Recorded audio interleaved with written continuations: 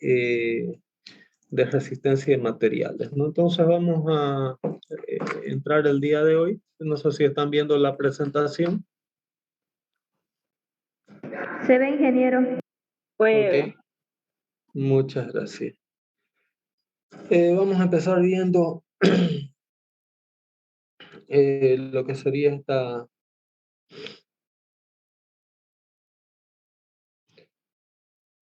esta presentación.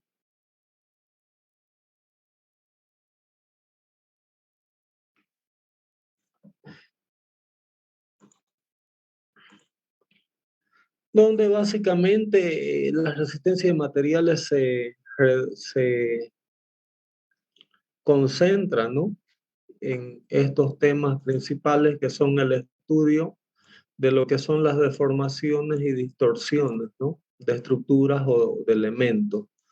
Entonces, dentro de este campo, ¿no?, desde el punto de vista de mecánica de sólidos, el comportamiento estructural de un material puede caracterizarse en función a diagramas de tensión de formación, ¿no? Entonces, lo que la resistencia de materiales estudia es, si nosotros nos imaginamos, ¿no?, un pequeño elemento de un material que puede ser acero, polímero, cerámica, hormigón, etcétera, ¿no? Y lo estiramos, ¿no? O lo comprimimos.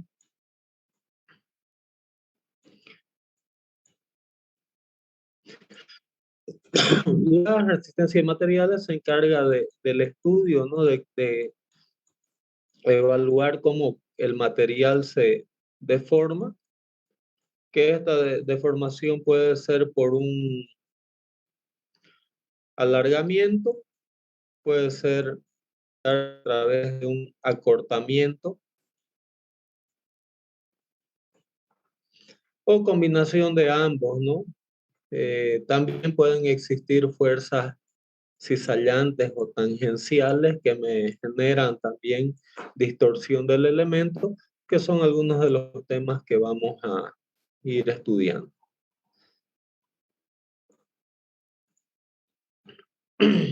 Bueno, los diagramas, ¿no?, de tensión de formación acostumbran a estudiar, ¿no?, cuánto se deforma el material, como les digo, conforme la carga va siendo aplicada, ¿no? Entonces, vamos a ver en laboratorio el día,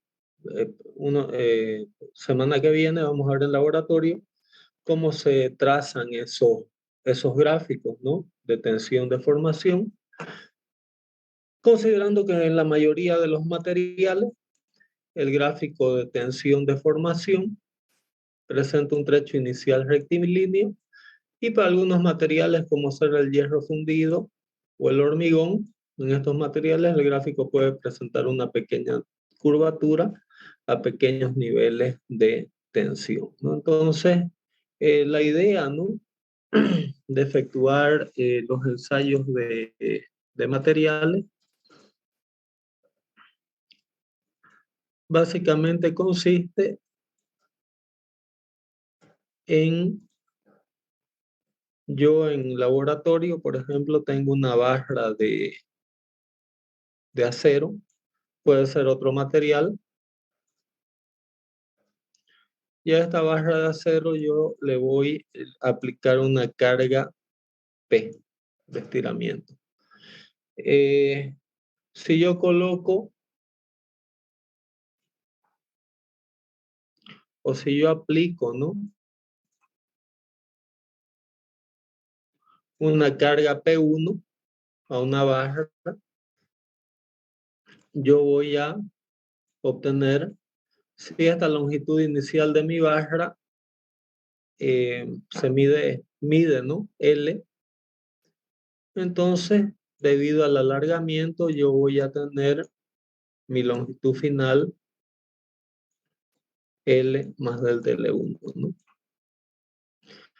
Si yo incremento esta carga de P1 a P2, voy a tener otro incremento de carga, ¿no? Entonces, voy a tener un incremento adicional del TL2. Entonces, el alargamiento final sería L más del TL1 más del TL2.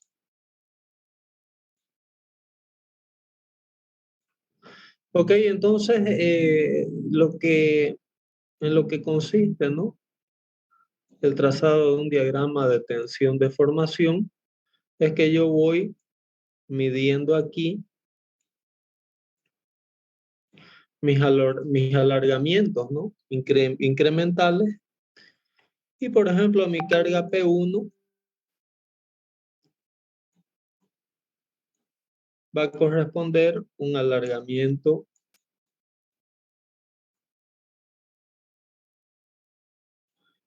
delta 1, por ejemplo, o del TL1.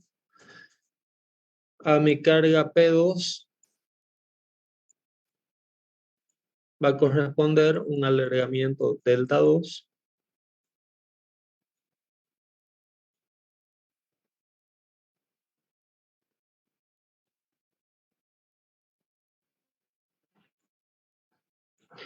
De igual forma, yo puedo seguir plotando puntos, ¿no?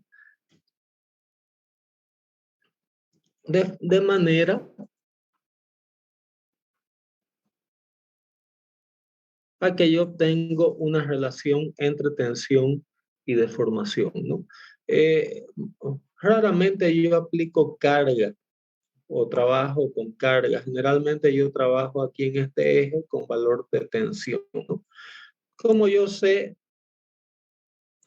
cuál es mi carga P y conozco mi área, la fórmula básica de la resistencia de materiales es decir que tensión es igual a fuerza dividido por área.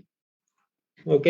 Entonces, muchos de estos gráficos, en vez de trabajar con P y con delta L, se trabaja con relación de fuerza sobre área. Y en vez de trabajar con delta L, también resulta mucho más cómodo trabajar con el parámetro epsilon, donde epsilon es igual a delta L, que es el incremento, ¿no?, de longitud que sufrió el elemento, dividido por L, donde L sería la longitud inicial, ¿no?, de mi elemento. ¿Ok? ¿Quedó entendido hasta ahí? No sé si alguien tiene alguna duda o pregunta.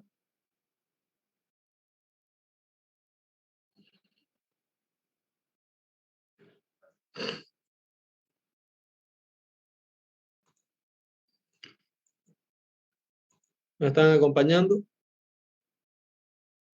Todo claro, ingeniero. Sí, sí, ingeniero. Ok, gracias. Bueno, este gráfico de tensión de formación es muy útil para una serie de análisis y comparaciones que vamos a hacer. Entonces, voy a comentar algunas características de estos gráficos que se llaman curvas de tensión de formación. Vamos a tener sigma aquí y epsilon aquí, ¿no? Acuérdense que sigma es tensión, es decir, fuerza por área, y epsilon es deformación, es decir, el delta L sobre L, donde delta L es mi incremento de alargamiento y L vendría a ser mi longitud inicial. ¿Ok?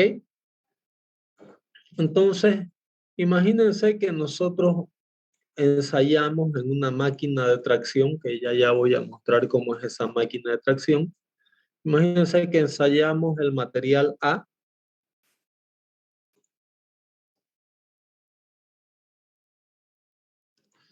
y rompe a esta fuerza, a este nivel de tensión, que le voy a llamar sigma 1.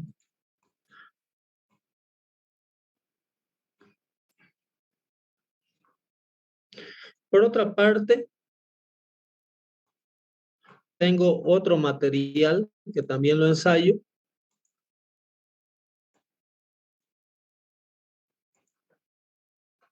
que le voy a llamar material B.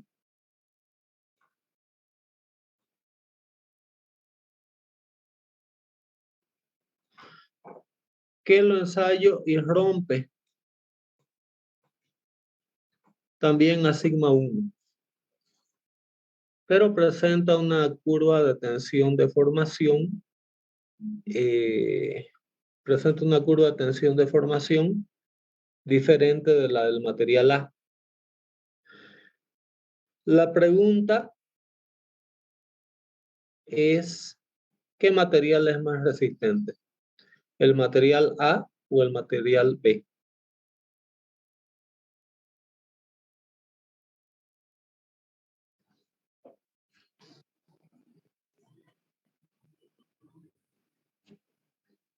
¿El material A? ¿Por qué? ¿A qué tensión rompe el material A?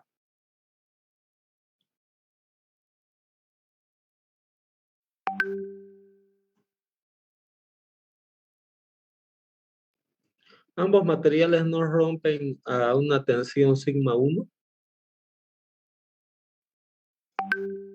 Sí. Ingeniero. Entonces, ¿cuál es más resistente?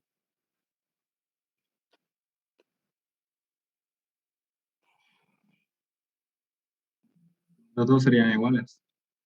Los dos tienen, ustedes pueden ver que aquí ambos materiales, tanto el A como el B, rompieron una tensión de sigma 1. Entonces los dos tienen la misma resistencia. ¿Ok? Pero el hecho de que tengan la misma resistencia no significa que los dos materiales sean idénticos. Porque ustedes pueden ver que la curva de tensión de formación es diferente. ¿Sí? Entonces, ¿qué obtenemos o qué podemos leer en esta curva?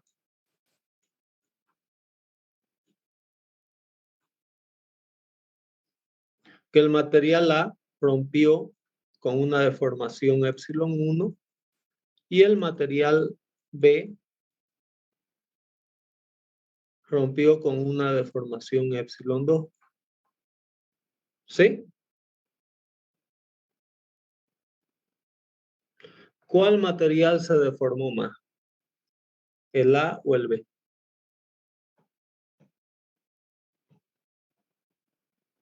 Entonces, ambos, si bien ambos tienen la misma resistencia a rotura, un material es más deformable que el otro.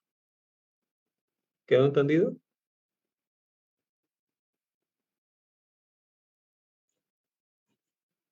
En este caso tendríamos que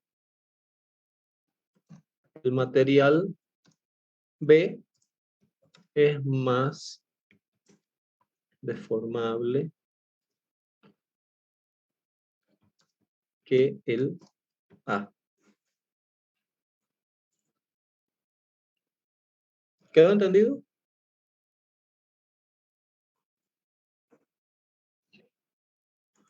Ok, entonces ese es algo, un primer concepto.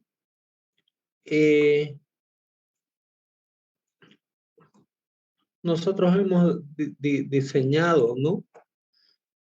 Vamos a suponer que esto, mi pulso no está muy bueno acá, pero vamos a suponer que esto es una línea recta, ¿ok?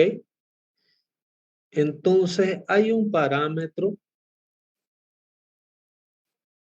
que le llamamos pendiente de esta recta. La pendiente de esta recta, si aquí tenemos tensión y aquí tenemos deformación, a la pendiente de esta recta nosotros la acostumbramos llamar módulo elástico. ¿Ok? Y el módulo elástico de un material no es otra cosa que la tensión dividido por mi deformación, que sería esta pendiente que yo estoy indicando aquí. ¿Ok? Entonces aquí el material B tiene un módulo elástico B, que le voy a llamar EB. Y el material A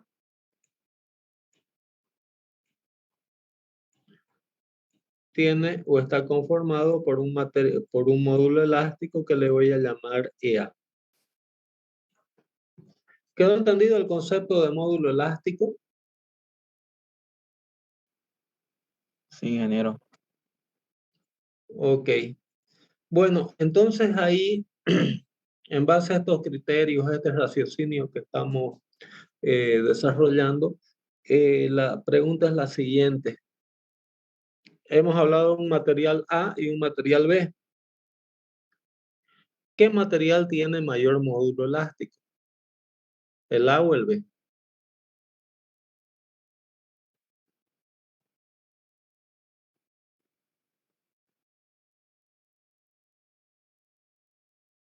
El B. ¿El B? Piensen bien, ¿qué material tiene mayor módulo elástico? Si pensamos, perdón, ¿por qué el A?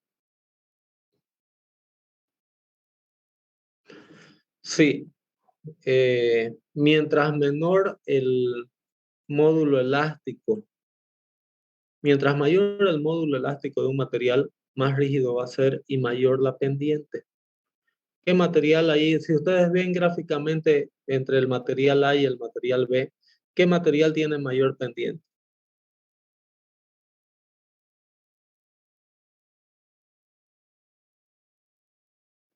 ¿O qué material es más empinado con la curva de tensión de formación? El A, ¿no? Entonces el A tiene mayor módulo elástico. ¿Ok? Entonces voy a colocar aquí algunos conceptos. Mientras mayor el módulo elástico,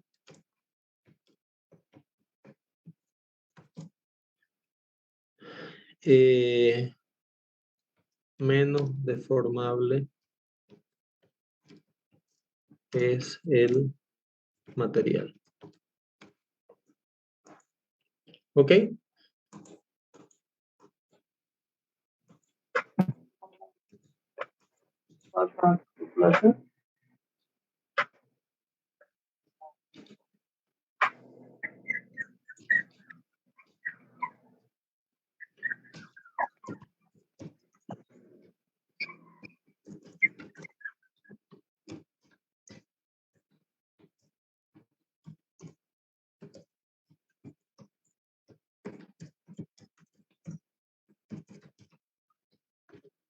Ok, entonces no estamos hablando aquí de resistencia, sino estamos hablando de comportamiento de materiales, ¿no?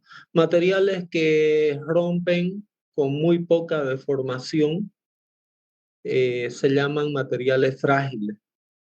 Nosotros estamos acostumbrados, ¿no? En el día a día, cuántas veces hemos ido a la estación bimodal o al aeropuerto, ¿no? A despachar una caja llena de copas de vidrio, por ejemplo, y que le ponen ahí material frágil, ¿no? Entonces, muchas veces nosotros asociamos el término de fragilidad a que el material no es muy resistente, ¿no?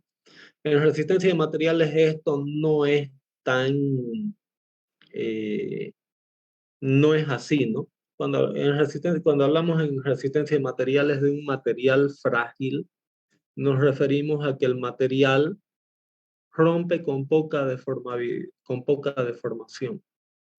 Entonces, ese es el concepto de fragilidad.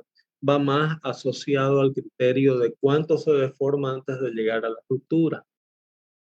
Y cuando el material rompe con grandes deformaciones, ahí decimos que el material es dúctil. Entonces ahí tenemos esos criterios en la resistencia de materiales, de material frágil y material dúctil. ¿Quedó entendido?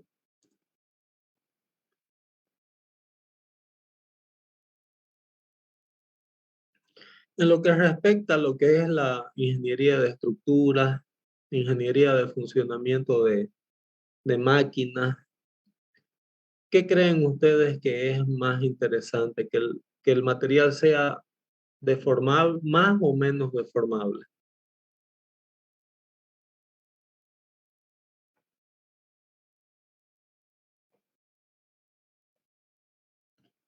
¿Qué opinan ustedes desde este punto de vista de deformabilidad de las estructuras? ¿Les interesaría trabajar con materiales deformables o con materiales frágiles?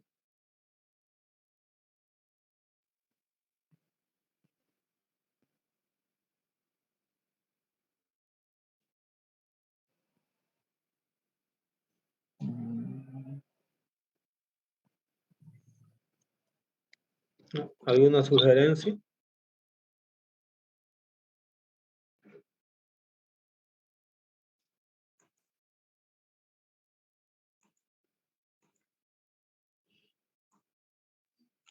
¿Materiales deformables, ingeniero? Gracias, Albert. Sí, generalmente en ingeniería nos interesa trabajar con materiales dúctiles, ¿no? Más deformables. En una viga de hormigón, a mí me interesa que la viga deforme bastante antes de romperse, porque ahí yo tengo tiempo de intervenir, ¿no? Lo más peligroso en ingeniería es trabajar con materiales frágiles, porque ahí la ruptura o el colapso se da sin mayor percepción, ¿no? Del problema. También, imagínense un caldero, ¿no? De una industria que está asentado sobre una fundación y que de repente desde el suelo tiene alguna deformación.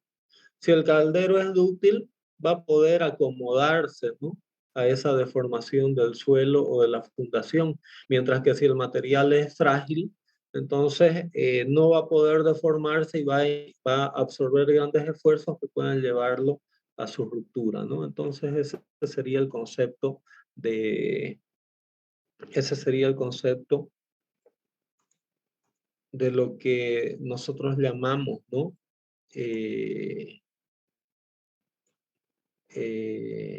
Fragilidad y ductilidad, ¿no? Entonces, en esta lámina lo más importante es que retengan bien el concepto de lo que es módulo elástico.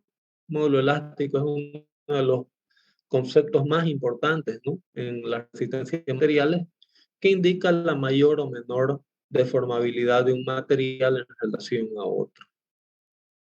¿Ok? Sigma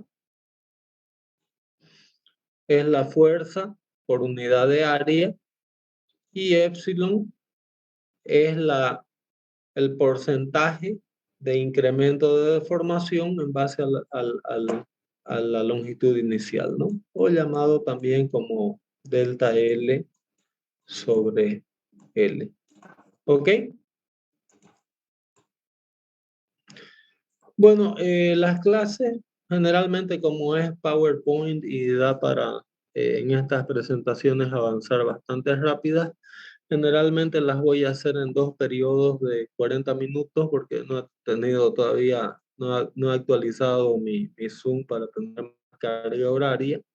Entonces vamos a hacer un intervalo de 5 minutos mientras creo un nuevo link y quiero complementarles algunos aspectos más relacionados a la curva de tensión de formación, ¿no? Con la que acostumbramos a trabajar en ingeniería de materiales, en lo que es la resistencia de materiales. ¿Ok? Entonces voy a finalizar esta sesión y ya les envío el link para la segunda sesión. ¿Ok? Ya, ingeniero. Gracias, ingeniero. Muchas gracias. Vamos a seguir desarrollando un poco más estos criterios teóricos de formación, de tensión, de materiales que, como les digo, son los conceptos básicos más importantes, ¿no?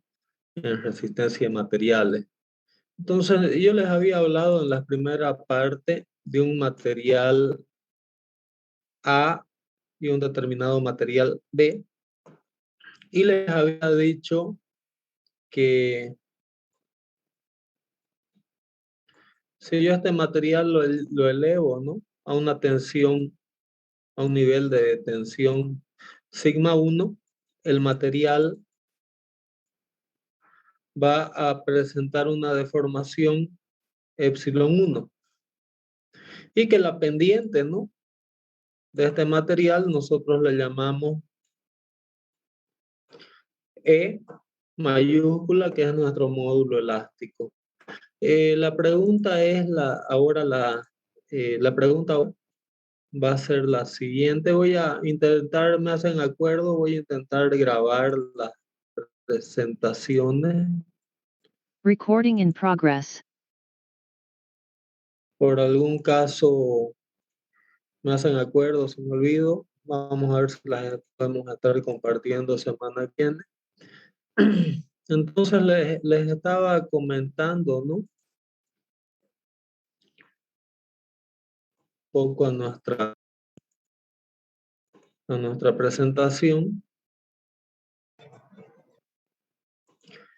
En la primera parte habíamos hablado del módulo elástico, del gráfico de tensión-deformación.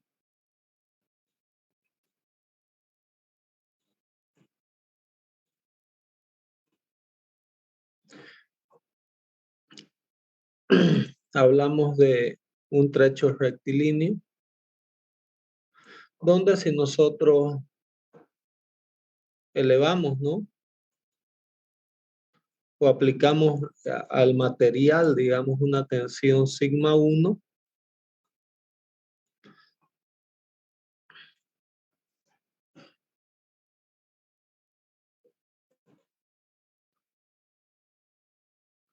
vamos a tener una deformación del mismo a un nivel de deformación de valor epsilon 1.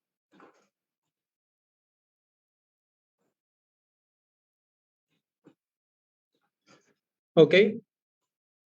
Llegamos hasta ahí y dijimos que la pendiente de esta recta era nuestro módulo elástico. Entonces, nosotros aquí elevamos de 0 a sigma 1 nuestra tensión y el resultado fue una deformación de epsilon 1.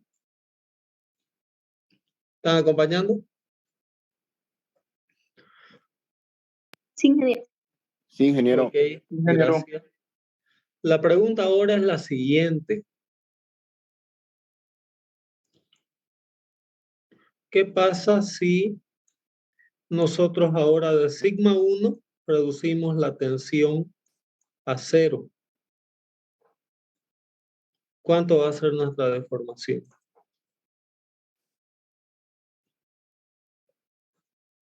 Es decir, llegamos aplicando carga hasta sigma 1, ¿no? Estando en sigma 1, con nuestra pieza traccionada, empezamos a liberar carga hasta que nuestra tensión aplicada en el material sea nula. ¿Cuánto va a ser la deformación en este material cuando la tensión es nula?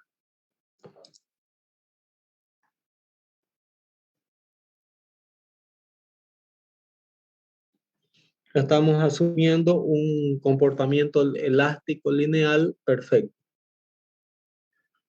Si la tensión es nula, ¿cuánto es la deformación en un material?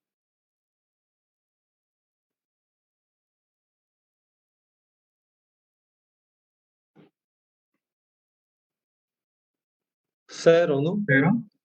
Sí. Cero, ¿no? Entonces, yo voy acumulando deformación mientras mi tensión aumenta, pero voy eliminando deformación conforme esta tensión disminuye. Entonces, existe una proporcionalidad perfecta entre tensión y deformación. A esto le llamamos régimen elástico lineal en condiciones ideales. Es decir, si yo aplico, por ejemplo, 2 toneladas de carga, mi deformación va a ser 1 centímetro, suponiendo. Si aplico 4 toneladas, el doble, la deformación también va a ser el doble. ¿Están entendiendo eso? ingeniero. Entonces, comportamiento elástico lineal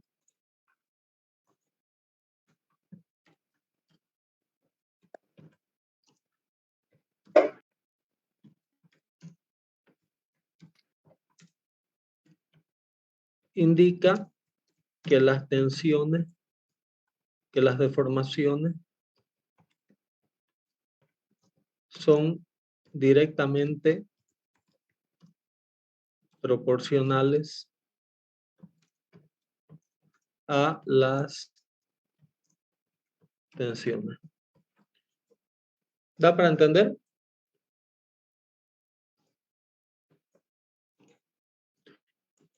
El otro concepto es que en el comportamiento, ¿no?, elástico lineal,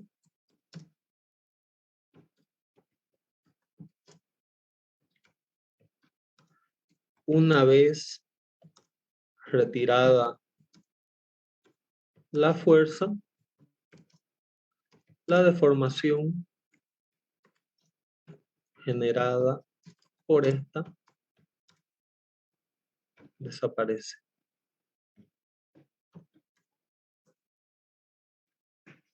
¿Quedaron entendidos esos dos conceptos? Son importantísimos en la resistencia de materiales. Primero, en el régimen lineal, las deformaciones son directamente proporcionales a la tensión. Y el segundo es que una vez que se llegó a un nivel dentro del régimen elástico lineal, una vez que se llegó a un determinado límite de tensión lineal elástica, si se retira, ¿no?, esa tensión, la deformación también desaparece. O si se reduce esa tensión, también la deformación va a reducirse de una forma directamente proporcional a la reducción esa de tensión. ¿Quedó entendido?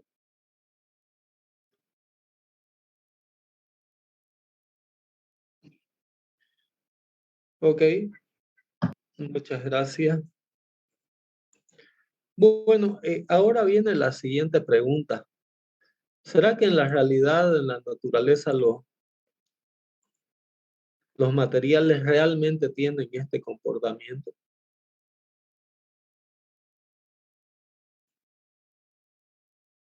¿Será que hasta que el material rompe, mantiene ese comportamiento elástico lineal? Si aquí yo sigo incrementando fuerza, el material va a seguir trabajando elásticamente hasta la ruptura, hasta llegar a este punto de ruptura, por ejemplo. ¿Será que este comportamiento elástico lineal se manifiesta indefinidamente hasta alcanzar la ruptura? ¿Piensan sí, no? Tal vez. ¿Qué opinan ustedes?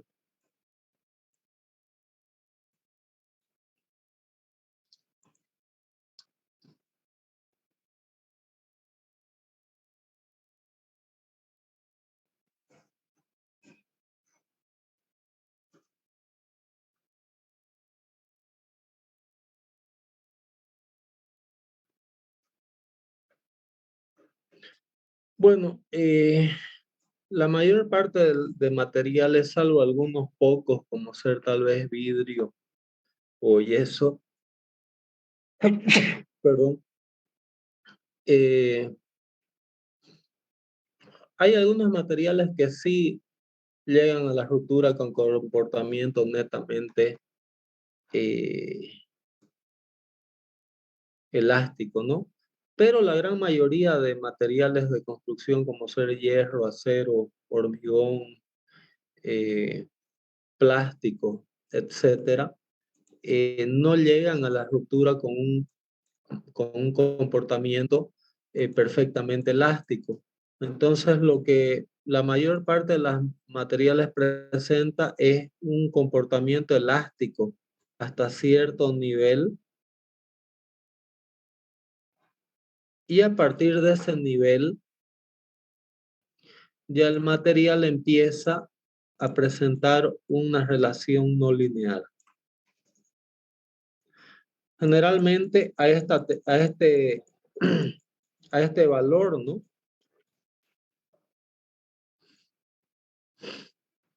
Donde ya las tensiones no,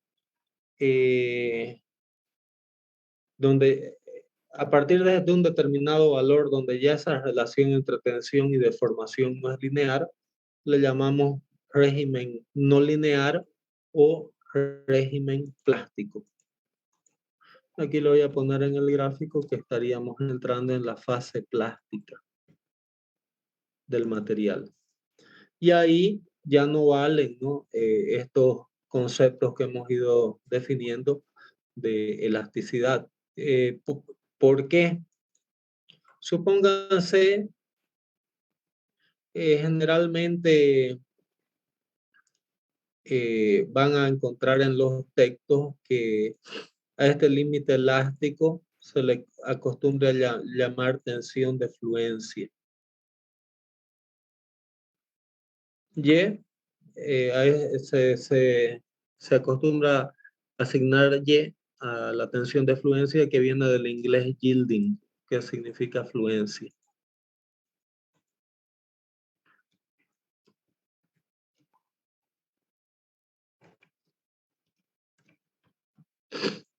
Y aquí generalmente esta curva no es en todos los materiales igual, pero ustedes pueden ver que, por ejemplo, aquí, si analizamos este punto en color rojo, yo voy a hablar de un valor de epsilon 2 y aquí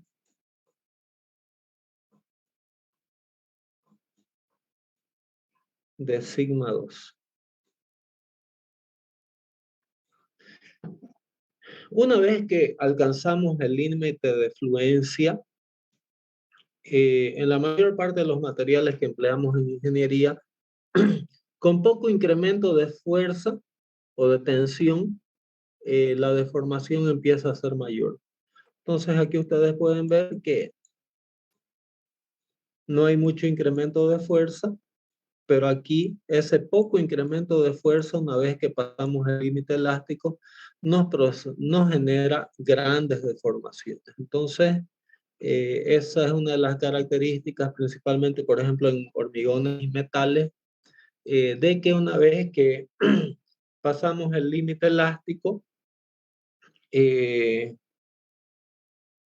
con poco incremento de carga, las deformaciones son cada vez mayores, hasta que si ustedes imaginan aquí que este es el punto de ruptura, o aquí está nuestra tensión de ruptura, entre sigma 2 y sigma R prácticamente no hay incremento sustancial de carga, pero fíjense que entre sigma 2 y sigma R, hasta llegar a la deformación de ruptura, se da una gran deformación. ¿Ok? Entonces eso serían las características del comportamiento plástico de un material, donde ya esos conceptos que hablábamos de módulo elástico en fase elástica no son más válidos. No sé si quedó entendido. Si alguien tiene alguna duda o pregunta hasta aquí.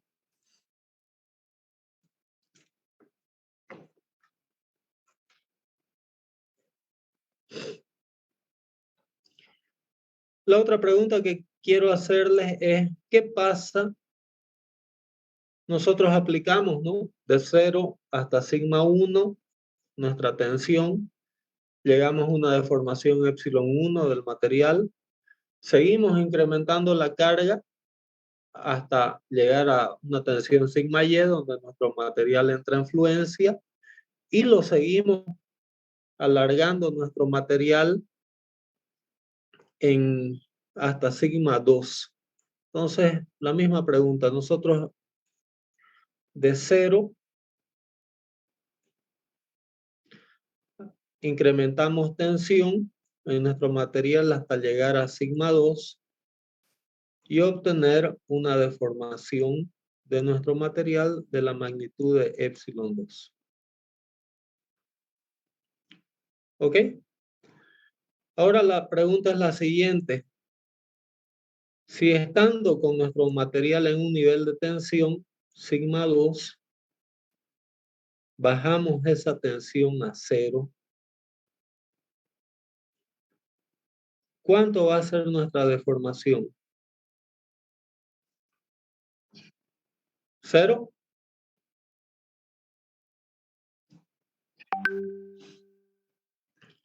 Fíjense bien, sería 0 si estuviésemos en fase elástica. ¿Pero en qué fase estamos?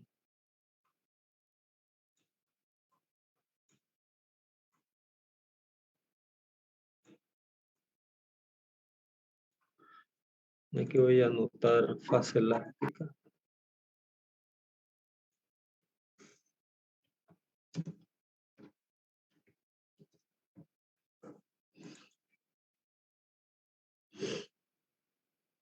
Una vez que nosotros sobrepasamos nuestro límite elástico, es decir, nuestro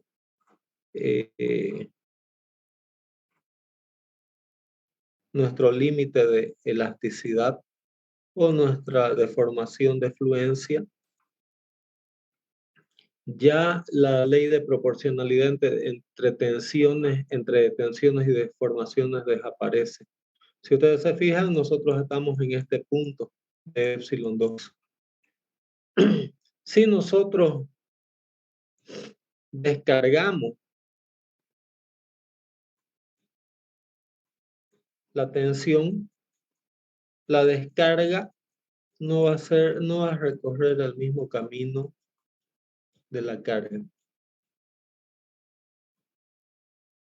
Esta sería la fase de descarga.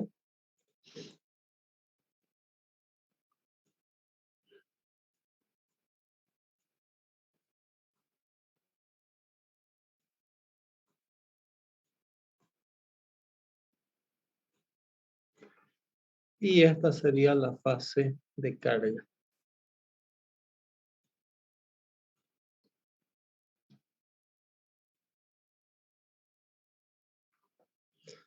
Es decir, cuando nosotros no llegamos al límite elástico, siempre el camino de carga y de descarga va a ser el mismo. Y las tensiones se van a anular.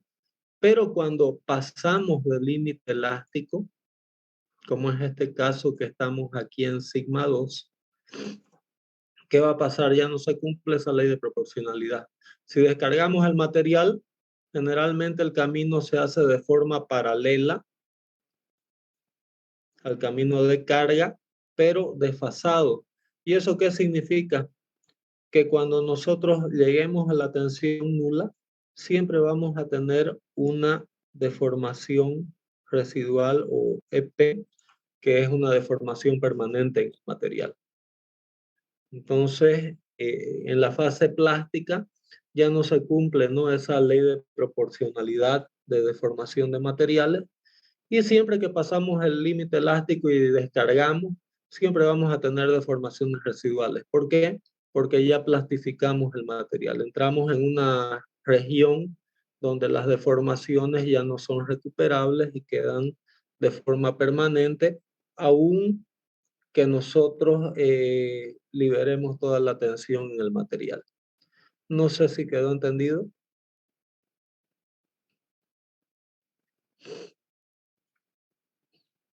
Lo que es la deformación permanente de un material. Si alguien tiene alguna duda o pregunta al respecto.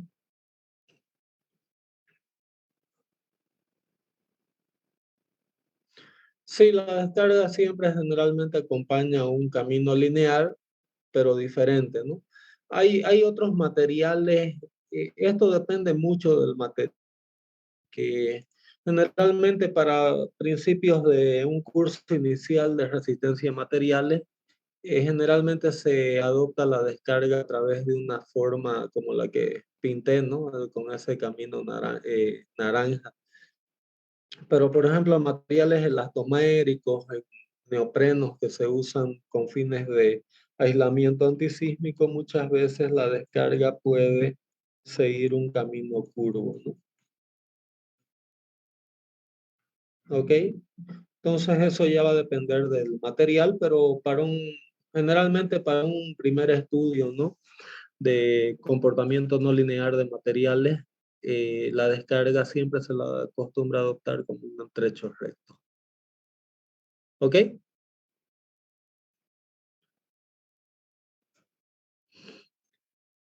No sé si alguien tiene alguna otra duda, alguna otra pregunta al respecto de estos conceptos que son muy importantes, ¿no?, en un primer contacto con lo que es resistencia de materiales. Si alguien tiene alguna otra duda o pregunta. Bueno, nosotros en este curso de resistencia de materiales nos vamos a concentrar solamente en la fase elástica. ¿Ok? Sin embargo, es muy importante saber que la fase elástica es solamente una etapa o una parte del comportamiento del material, ¿no? Existe la fase plástica, donde hoy en día se hacen muchos estudios, ¿no? Más que nada esos estudios los hace la gente que estudia a nivel de posgrado, ¿no? El comportamiento, optimización de materiales, etcétera, ya entra en fase plástica, ¿no? Pero para motivos de graduación, solemos concentrarnos con el comportamiento elástico del material. Entonces, todas las teorías que vamos a desarrollar aquí en resistencia de materiales son válidas solamente para la fase elástica. ¿Ok? No sé si quedó entendido, si alguien tiene alguna duda o pregunta al respecto.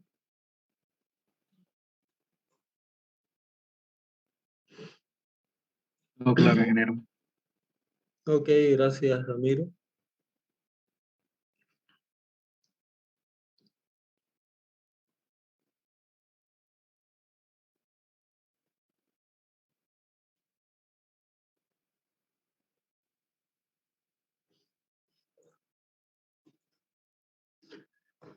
Bueno, entonces, nosotros habíamos hablado, ¿no?, de que el módulo, de que un tipo de deformación es la deformación lineal, pero vamos a ver el día de mañana otras situaciones donde, aparte de tensión axial, pueden haber tensiones tangenciales, ¿no?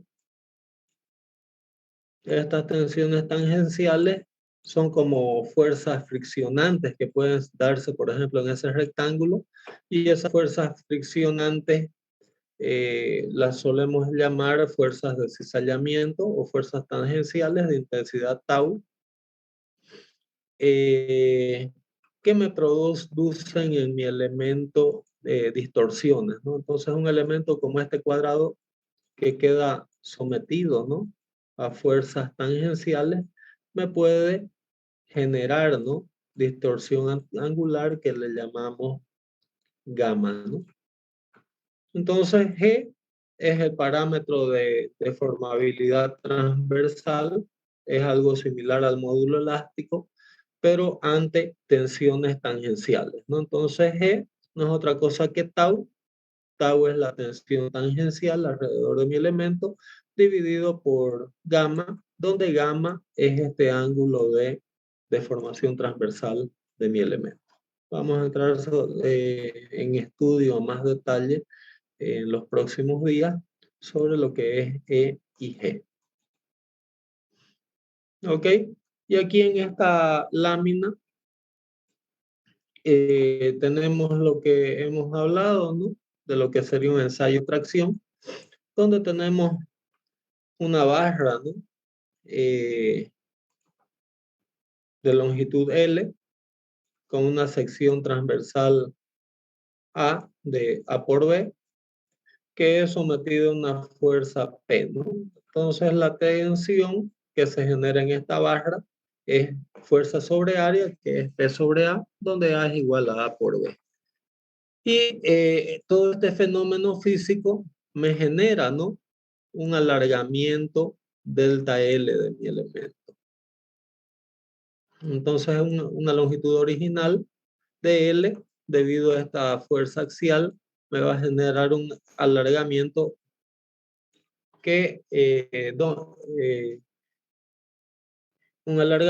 haciendo que la longitud original L se incremente a L más delta L. Ahora, como la conservación del volumen, ¿no?, misma, cuando yo alargo, ¿no?, mi elemento en una dirección, ¿qué pasa? Hay un estrangulamiento de la sección transversal. Eso es lo que se está mostrando acá. Si bien cuando hago tracción de barra hay un incremento, ¿no?,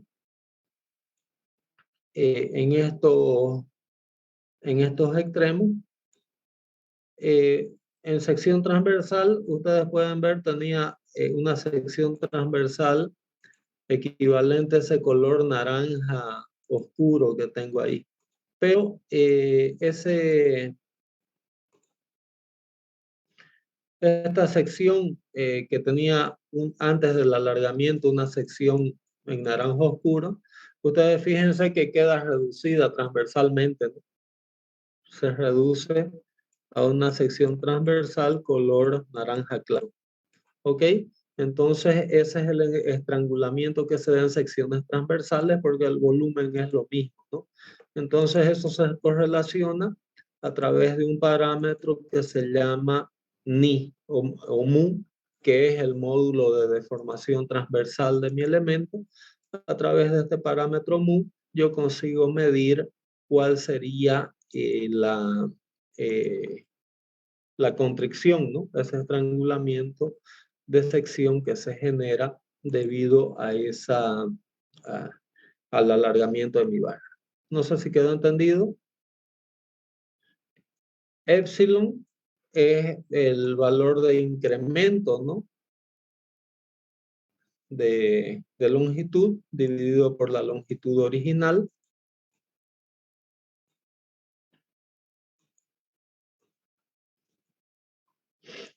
Y generalmente se denomina coeficiente de Poisson a esa relación, ¿no?, de deformación transversal debido al alargamiento de mi barra. ¿Ok? No sé si quedó entendido, si alguien tiene alguna duda o pregunta hasta aquí.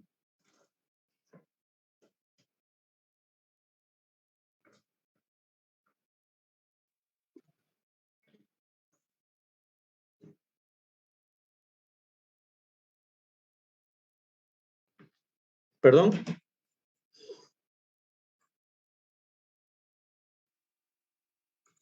¿Esta?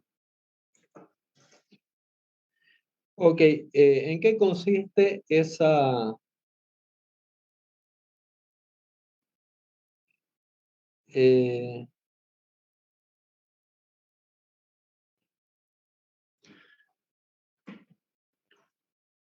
ok, imagínense que yo tengo esta área inicial aquí antes de la deformación de sección, perdón.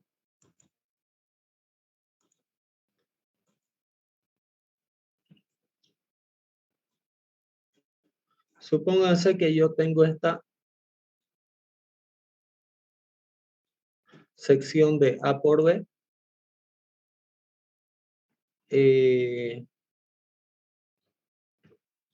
Antes del alargamiento. Una vez que se dé el alargamiento, esta sección transversal en algunos puntos se reduce. Es decir, A, el ancho A y la largura B se reducen por ese alargamiento. Entonces lo que yo tenía aquí con esa área inicial queda reducida, ¿no?, a una menor sección transversal.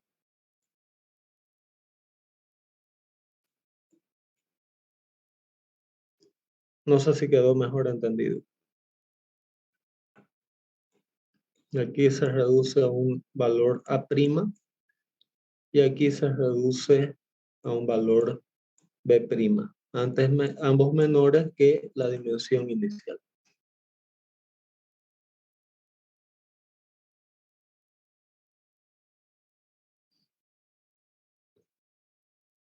¿Ok? ¿Quedó entendido? Sí, ingeniero. Sí, ingeniero. Ok. Bueno, prácticamente el ensayo de laboratorio que yo les había dicho para semana que viene es este. Esta es la máquina que en la carrera de civil se tiene, ¿no? Para ensayo de módulo elástico de barra y ensayo de resistencia a tracción de barra, donde aquí en esta figura ustedes pueden ver muy claramente cómo se estranguló la sección. ¿Lo ven?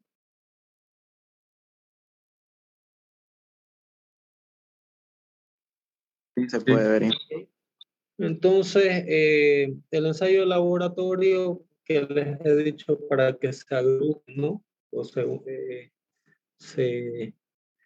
efectúen en grupos, para que hagan en grupos,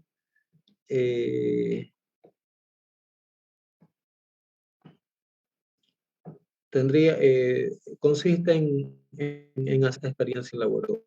¿Ok? Ingeniero, ¿este ensayo va a ser por la tarde?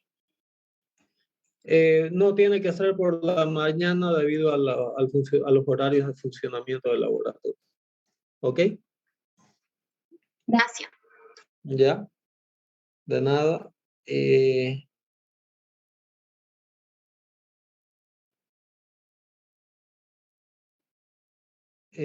Bueno, entonces con eso estaríamos finalizando la sesión del día de hoy. Mañana continuaríamos desarrollando ya otros conceptos basados en módulo elástico, tensiones, deformación. ¿Ok? Gracias por su atención y continuamos 4 de la tarde el día de mañana. ¿Ok? Muchas gracias y hasta mañana. Mañana. Hasta luego, ingeniero. Ingeniero. Ingeniero. Gracias.